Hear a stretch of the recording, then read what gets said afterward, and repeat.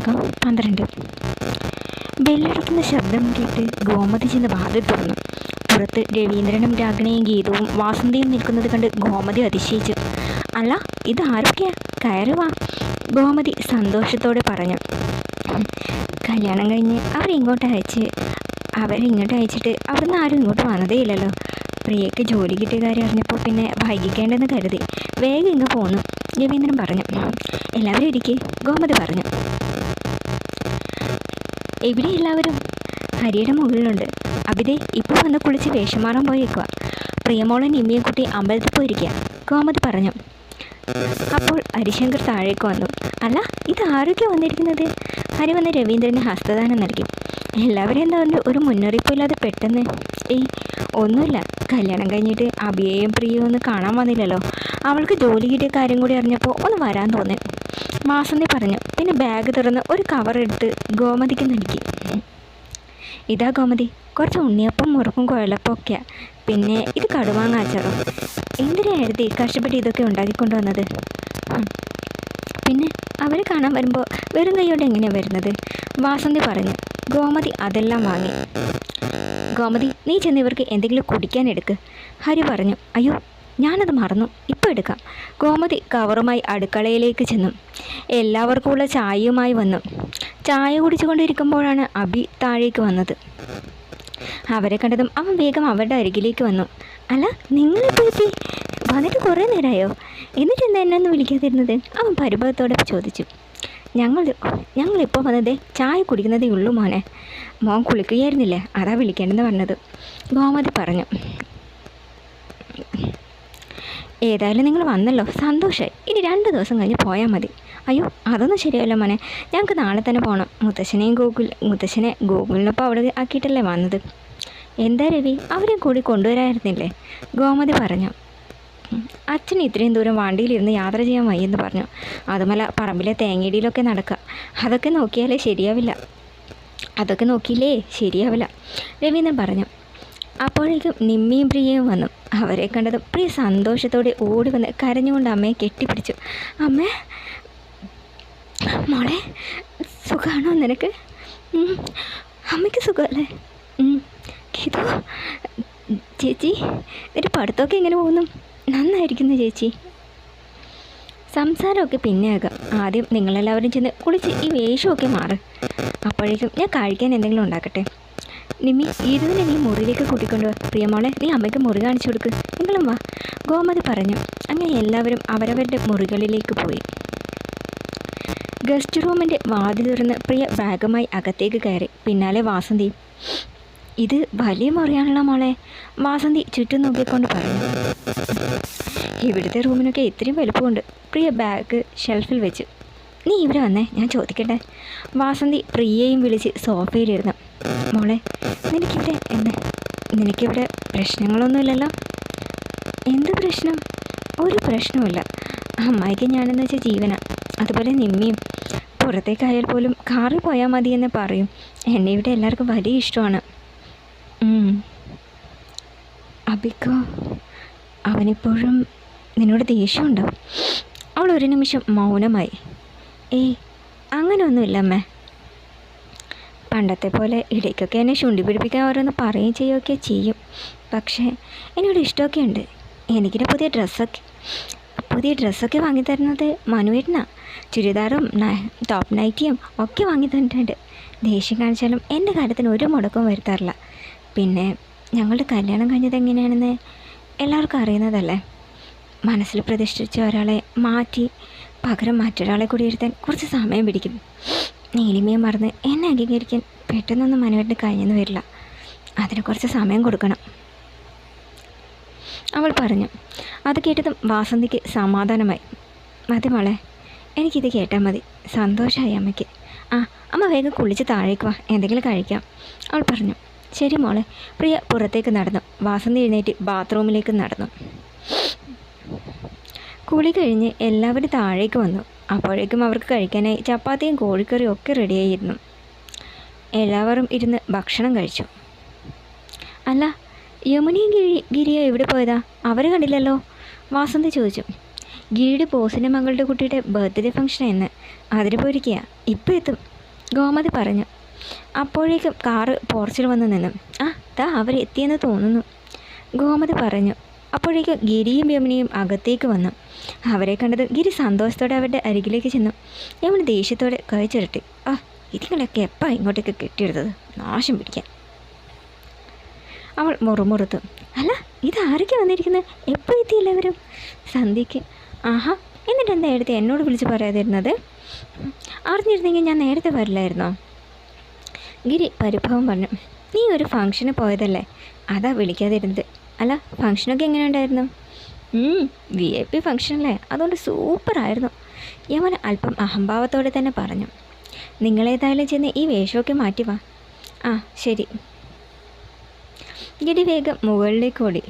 ഞാനും ചിലരെ കുറേ ആൾക്കാരെയൊക്കെ കണ്ട് സംസാരിച്ചതല്ലേ, വല്ലാത്ത ടയർഡാണ്, പോയി കുളിച്ച് വേഷമൊക്കെ ഒന്ന് മാറ്റട്ടെ, അതും പറഞ്ഞ് യമുന മുകളിലേക്ക് നടന്നു. യമുനയുടെ പൊക്കച്ചത്തിന് ഇപ്പോഴും ഒരു കുറവുമില്ല അല്ലേ ചേച്ചി? രാഗിണി ചിരിച്ചുകൊണ്ട് ചോദിച്ചു. ഗോമതി ഒന്ന് നിശ്വസിച്ചു. മുറിയിലെത്തിയതും ഗിരി വേഗം വേഷം മാറി. അപ്പോഴേക്കും യമുന അവിടേക്ക് വന്നു. ഇത്ര പെട്ടെന്ന് വേഷം മാറിയിട്ട് നിങ്ങളിതെങ്ങോട്ടേക്കാ? യമുന അമ്പരപ്പോടെ ചോദിച്ചു. അത് ശരി, താഴെ അവരൊക്കെ വന്നിരിക്കുന്നത് കണ്ടില്ലേ, കുറച്ച് സമയം അവരോട് എന്തെങ്കിലുമൊക്കെ വിശേഷങ്ങൾ പറയട്ടെ. ഓ പറയാനും മാത്രം ഇപ്പം എന്താ ഉള്ളത്, കാട് വെട്ടിയതും തോട് മാന്തിയതും പശുവിന് പുല്ല് കൊടുത്തതൊക്കെ ആയിരിക്കില്ലേ, അവൾ പുച്ഛത്തോടെ പറഞ്ഞു. അത് കേട്ടതും ഗിരി അവളെ സൂക്ഷിച്ചു നോക്കി. അതൊക്കെയാണെങ്കിൽ എന്താ, കേട്ടിരിക്കാൻ ഒരു രസമൊക്കെ ഉണ്ടാകും, അല്ലാതെ നിന്നെപ്പോലെ കുശുമ്പും പരദൂഷണമൊന്നും അല്ലല്ലോ മനുഷ്യനെ വെറുപ്പിക്കാൻ, അതും പറഞ്ഞ് ഗിരി താഴേക്ക് നടന്നു. യമുന ദേഷ്യത്തോടെ അയാളെ നോക്കി. അപ്പോൾ അവളുടെ ഫോൺ അടിച്ചു. അവളത് എടുത്തു നോക്കിയതും മുഖം വിടർന്ന്.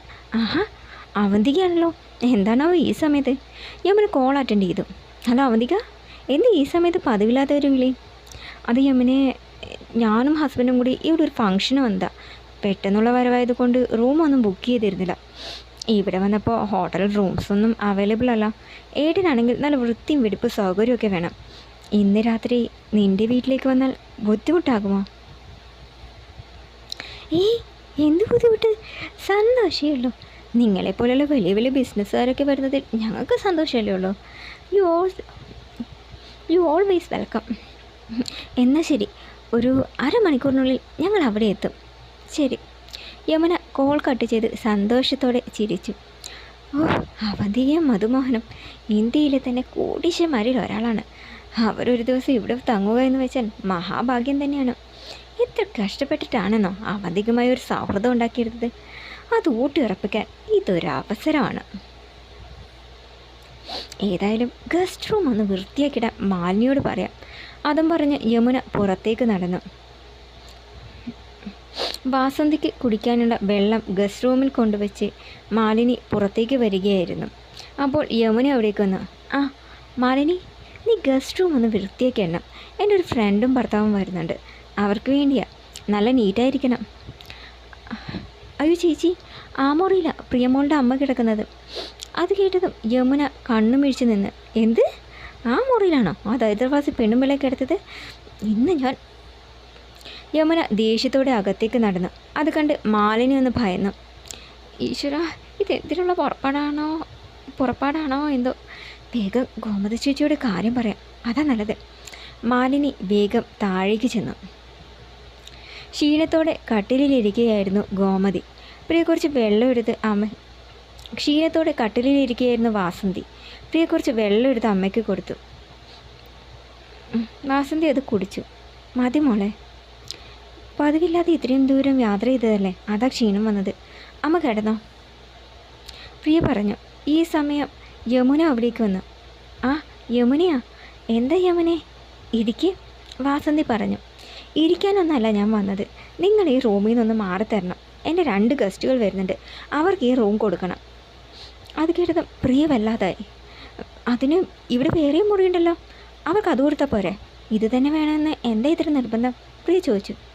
അവർ നിൻ്റെ അമ്മയെപ്പോലെ ദരിദ്രവാസികളല്ല, കോടീശ്വരന്മാരാണ്. അതുകൊണ്ട് അവർക്ക് നല്ല മുറി തന്നെ കൊടുക്കണം. അതുകൊണ്ട് നീ നിൻ്റെ അമ്മയും പിടിച്ച് അപ്പുറത്തെ മുറിയിലെങ്കാരനെ കൊണ്ടുപോയി കിടത്ത്.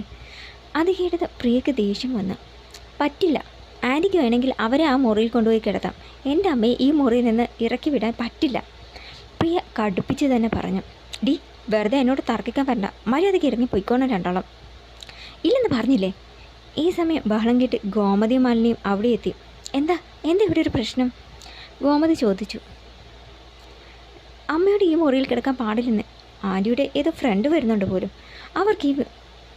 അവർക്ക് ഈ മുറി തന്നെ കൊടുക്കണമെന്ന്. അത് കേട്ടതും ഗോമതി ദേഷ്യത്തോടെ യമുനയെ നോക്കി. എന്താ യമുന ഇത്? വീട്ടിൽ കയറി വന്ന അതിഥികളോട് ഇങ്ങനെയാണോ പെരുമാറേണ്ടത്? അവർ വന്നാൽ കൊടുക്കാൻ ഇവിടെ എന്താ വേറെ മുറിയില്ലേ? ഇത് ചേച്ചി കരുതുന്നത് പോലെ ആ പൂപ്പകളൊന്നുമല്ല. ഇന്ത്യയിൽ തന്നെ കോടീശ്വരന്മാരിൽ ഒരാളായ മധുമോഹനും ഭാര്യ അവന്തികയാണ്. അവർക്ക് നല്ല മുറി തന്നെ കൊടുക്കണം. അല്ലെങ്കിൽ നമ്മുടെ കുടുംബത്തിനാണ് കുറച്ചിൽ. ഇവരൊക്കെ നിലത്ത് കൊട്ടപ്പായും വിരിച്ച് കിടന്നവരല്ലേ. ഇവർക്ക് എവിടെ കിടന്നാലും എന്താ? ചളിക്കുളത്തിൽ കൊണ്ടുപോയി ഇട്ടാലും കിടന്നോളും. അതുകൊണ്ട് ഇവർ വേറെ എവിടെയെങ്കിലും കൊണ്ടുപോയി കിടത്തും, യമുന പറഞ്ഞു. അത് കേട്ടതും വാസന്തിയുടെയും പ്രിയയുടെയും കണ്ണുകൾ നിറഞ്ഞു. യമുനെ, വാക്കുകൾ സൂക്ഷിച്ച് ഉപയോഗിക്കണം.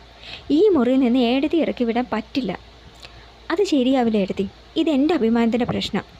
ഏടത്തിയെപ്പോലെ ഈ വീട്ടിലെ മരുമകളാണ് ഞാനും. ഏടത്തിക്കുള്ള അതേ അധികാരവും അവകാശങ്ങളും എനിക്കും ഉണ്ട്. ഇനി എൻ്റെ ആവശ്യം അംഗീകരിക്കില്ല എന്നാണെങ്കിൽ ഈ നിമിഷം ഞാൻ ഈ വീട്ടിൽ നിന്ന് ഇറങ്ങിപ്പോകും. അത് കേട്ടതും വാസന്തി ഞെട്ടി. ഗോമതി, എന്നെ ചൊല്ലി ഇവിടെ ഒരു തർക്കം വേണ്ട. ഇവിടെ വേറെ മുറിയുണ്ടല്ലോ, ഞാൻ അതിൽ കിടന്നോളാം. യമുനയുടെ ഗസ്റ്റുകൾ ഇവിടെ കിടന്നോട്ടെ. അതും പറഞ്ഞ് വാസന്തി എഴുന്നേറ്റ് തന്നെ തൻ്റെ ബാഗ് എടുത്തു. അത് കണ്ട് ഗോമതിയും പ്രിയൊന്നും വല്ലാതെ. എടുത്തി ഗോമതി വിഷമത്തോടെ വിളിച്ചു. സാരമില്ല ഗോമതി, എനിക്ക് വിഷമമൊന്നുമില്ല മോളെ, വാ. വാസന്തി പറഞ്ഞു. പ്രിയ അമ്മയോടൊപ്പം നടന്നു. ഗോമതി ദേഷ്യത്തോടെ യമുനയൊന്ന് നോക്കി, പിന്നെ പുറത്തേക്ക് നടന്നു. യമുന ഗർവോടെ ചിരിച്ചു. മുറിയുടെ വാതിൽ തുറന്ന് പ്രിയ അകത്തേക്ക് കയറി. ഒപ്പം വാസന്തി. ഇത്രയും നല്ല മുറി ഉണ്ടായിട്ടാണോ മോളെ എന്നെ അവിടെ കൊണ്ടുപോയി കിടത്തിയത്? കൊള്ളാം, നല്ല മുറി, എനിക്കിഷ്ടപ്പെട്ടു. വാസന്തി ചിരിച്ചുകൊണ്ട് പറഞ്ഞു. അത് കേട്ടത് പ്രിയ ഒന്ന് ഏങ്ങി. എന്താ മോളെ ഇത്? കല്യാണം കഴിഞ്ഞ് ആദ്യമായി എന്നെ കാണാൻ വന്നിട്ട് അമ്മയ്ക്ക് ഇങ്ങനെ ഒരു അമ്മനെ നേടേണ്ടി വന്നില്ലെന്ന് ഓർക്കുമ്പോൾ എനിക്ക്... അവൾ പൊട്ടിക്കരഞ്ഞു. വാസന്തി മകളെ കെട്ടിപ്പിടിച്ചു. മോൾ അതൊന്നും ഓർത്ത് വിഷമിക്കണ്ട. അമ്മയ്ക്ക് അതൊന്നും ഒരു വിഷമവും ഇല്ല. യമുനയുടെ സ്വഭാവം എനിക്ക് അറിയാവുന്നതല്ലേ. മോൾ അതൊന്നും ഓർത്ത് വിഷമിക്കണ്ട, വാസന്തി പറഞ്ഞു. ഈ സമയം വിഷമത്തോടെ ഗോമതിയും അവിടേക്ക് വന്നു. എഴുതി ക്ഷമിക്കണം. യമുനയ്ക്ക് വേണ്ടി ഞാൻ എഴുത്തിയോട് മാപ്പ് ചോദിക്കുന്നു, ഗോമതി കരഞ്ഞുകൊണ്ട് പറഞ്ഞു. എന്താ ഗോമതി ഇത്? എനിക്കതിലൊന്നും ഒരു ദേഷ്യമില്ല. യമുനയെ ഞാൻ ഇന്നും ഇന്നലെ കാണാൻ തുടങ്ങിയതല്ലല്ലോ. അവളുടെ സ്വഭാവം എനിക്കറിയാവുന്നതല്ലേ. നിങ്ങൾ രണ്ടാളും പോയി കിടക്കാൻ നോക്ക്. പിന്നെ ഈ കാര്യം നമ്മൾ മാത്രം അറിഞ്ഞാൽ മതി. അബിയും രവിയൊക്കെ അറിയാലോ. രവി രാത്രി തന്നെ ഇവിടുന്ന് ഇറങ്ങിപ്പോയെന്ന് വരും. അതുകൊണ്ട് ആരോടും ഇതൊന്നും പറയണ്ട, ഗോമതി പറഞ്ഞു. എന്നാൽ നിങ്ങൾ പോയി കിടന്നോ, ഞാനും ഒന്ന് കിടക്കട്ടെ. ഇരുവരും അവരവരുടെ മുറികളിലേക്ക് പോയി. വാസന്തി വിഷമത്തോടെ കട്ടിലിൽ ചെന്നിരുന്നു.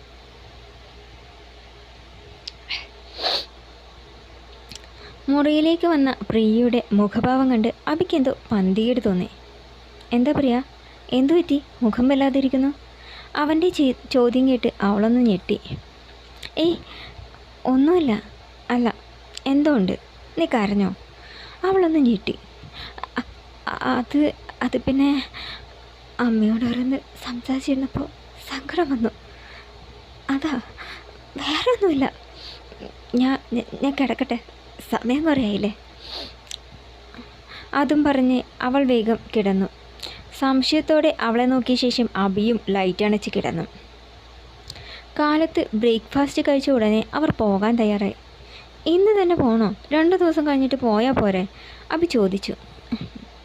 പറ്റില്ല മോനെ, മുത്തശ്ശിനെ കൂട്ടാതെയല്ലേ വന്നത്. ഗോകുലിനാണെ മറ്റന്നാൾ തിരിച്ചു പോവുകയും വേണം. അതുകൊണ്ട് ഞങ്ങൾ ഇറങ്ങിയ പിന്നെ ഒരു ദിവസം വരാം, രവി പറഞ്ഞു. എല്ലാവരോടും യാത്ര പറഞ്ഞ് അവർ ഇറങ്ങി. അമ്മയുടെയും പ്രിയയുടെയും വാസന്തിയുടെയും പെരുമാറ്റം കണ്ട് അബിക്ക് എന്തോ പന്തികേട് തോന്നി. എന്തോ കാര്യമായ പ്രശ്നമുണ്ട്, എന്താണെന്ന് അറിയണം, അവൻ മനസ്സിലുറപ്പിച്ചു. മുറിയിൽ കട്ടിലിൽ ചുവരും ചാരി കണ്ണടച്ചിരിക്കുകയായിരുന്നു പ്രിയ. മാലിന് ഒരു കപ്പ് ചായയുമായി അവിടേക്ക് വന്നു. ഇതാ മോളെ ചായ, തലവേദനയ്ക്ക് നല്ലതാ, കുടിച്ചോളൂ, മാലിനി പറഞ്ഞു. പ്രിയ അത് വാങ്ങി കുടിച്ചു. അവളുടെ കണ്ണുകൾ കലങ്ങിയിരുന്നു. ഇന്നലെ രാത്രിയിലുണ്ടായ കാര്യത്തിൽ മോക്ക് നല്ല സങ്കടമായല്ലേ? ഗോമതി ചേച്ചിയും ആകെ വിഷമത്തിലാണ്. എല്ലാവരെയും കണ്ട് ഇന്നലെ നല്ല സന്തോഷത്തിലായിരുന്നു ചേച്ചി. ഒക്കെ ആ ദുഷം നശിപ്പിച്ച് കളഞ്ഞു.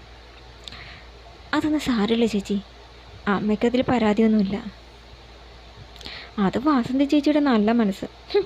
ഗസ്റ്റുകൾ വരുമെന്ന് പറഞ്ഞ് മോളുടെ അമ്മയെ മുറിയിൽ നിന്ന് ഇറക്കി വിട്ടു. എന്നിട്ട് ഗസ്റ്റുകൾ വന്നോ? അതുമില്ല. ഒക്കെ വെറുതെ പറഞ്ഞതാണ് എനിക്ക് തോന്നുന്നത്. മതി ചേച്ചി, ഇനി അതിനെക്കുറിച്ചൊന്നും പറയണ്ട. തൽക്കാലം ഇക്കാര്യം ഇവിടെ വേറെ ആരും അറിയണ്ട, പ്രിയ പറഞ്ഞു. ഏത് കാര്യമാണ് ഞങ്ങൾ അറിയേണ്ടാത്തത്? ചോദ്യം കേട്ട് ഇരുവരും വാതിൽക്കലേക്ക് നോക്കി. അഭി ദേഷ്യത്തോടെ അവരുടെ അരികിലേക്ക് വന്നു. എന്താ ഇന്നലെ രാത്രിയിലുണ്ടായത്? അവൻ ഇരുവരോടുമായി ചോദിച്ചു. രണ്ടുപേരും നിന്ന് പരിങ്ങി. ചോദിച്ചത് കേട്ടില്ലേ? അവൻ്റെ ശബ്ദം ഉയർന്നതും രണ്ടാളും ഞെട്ടി. അത് മനുവേട്ട, ഒന്നുമില്ല. നീ പറയില്ലെങ്കിൽ വേണ്ട. മാലിനി ചേച്ചി, എന്താ ഉണ്ടായത്? പറ. മാലിനി ഒന്ന് ഭയന്നു. അത് ഇന്നലെ രാത്രി യമുന കുഞ്ഞ് വാസന്തി ചേച്ചിയെ ഗസ്റ്റ് റൂമിൽ നിന്ന് ഇറക്കി വിട്ടു. അത് കേട്ടത് അവൻ ഞെട്ടി. എന്ത്? അതെ, മാലിനി ഉണ്ടായതെല്ലാം പറഞ്ഞു. അത് കേട്ടതും അഭി കോപം കൊണ്ട് വിറച്ചു. ഇത്രയൊക്കെ നടന്നിട്ട് നിങ്ങൾ രണ്ടും എല്ലാം മറച്ചു വെച്ചു അല്ലേ? ശരിയാക്കി തരാൻ ഞാൻ. അതും പറഞ്ഞ് അവൻ ദേഷ്യത്തോടെ താഴേക്ക് നടന്നു. മാലിനിയും പ്രിയും ഭീതിയോടെ പരസ്പരം നോക്കി. ഈശ്വര, ഇനി എന്താണാവോ ഉണ്ടാകാൻ പോകുന്നത്? ഇരുവരും ഭീതിയോടെ അവർ പിന്നാലെ ചെന്നു. തുടരും.